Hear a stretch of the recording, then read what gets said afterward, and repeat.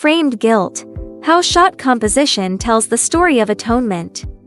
What if a film score idea wasn't just in its dialogue, but in its very visuals? In Atonement, director Joe Wright uses framing, how he composes a shot, not just to show us a story, but to make us experience its central theme, the destructive power of a limited point of view, and the struggle for atonement. Look at this window. It is the first and most important frame in the film. Young Bryony doesn't just see an event. She frames it through her own childish ignorance and class prejudice. The physical barrier of the window creates a narrative barrier. She sees a monster threatening her sister, because her frame of mind cannot comprehend adult passion. The composition argues, what we see is always interpreted through the frame of our own biases. This single framed perspective sets the entire tragedy in motion. Now, contrast that with this, the Dunkirk tracking shot. This is an entirely different kind of frame,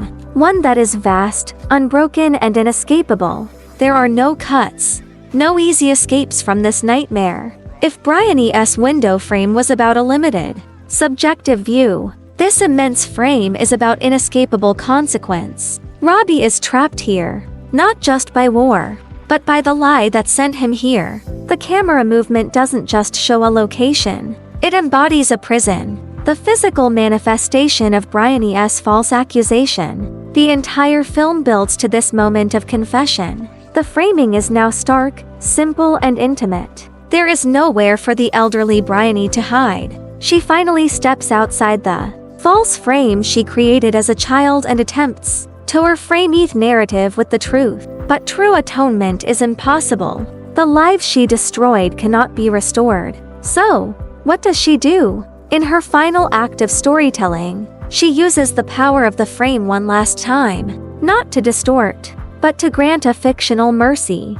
She composes a new, beautiful frame for Robbie and Cecilia, a reality they were denied. It's a lie, but a compassionate one. So, atonement teaches us that framing is power. It has the power to misunderstand, to destroy, and to imprison. But it's also, ultimately, the fragile power to seek forgiveness. Every composition in this film asks us, how do you choose to frame the world? And with that power, what is your responsibility?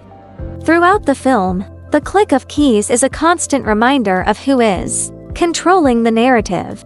It is Bryony Stool. As a child, she uses it to frame an innocent man. As an old woman, she uses it in a futile attempt to reframe the past and grant atonement. The typewriter is the ultimate symbol of the power and the profound responsibility of framing a story.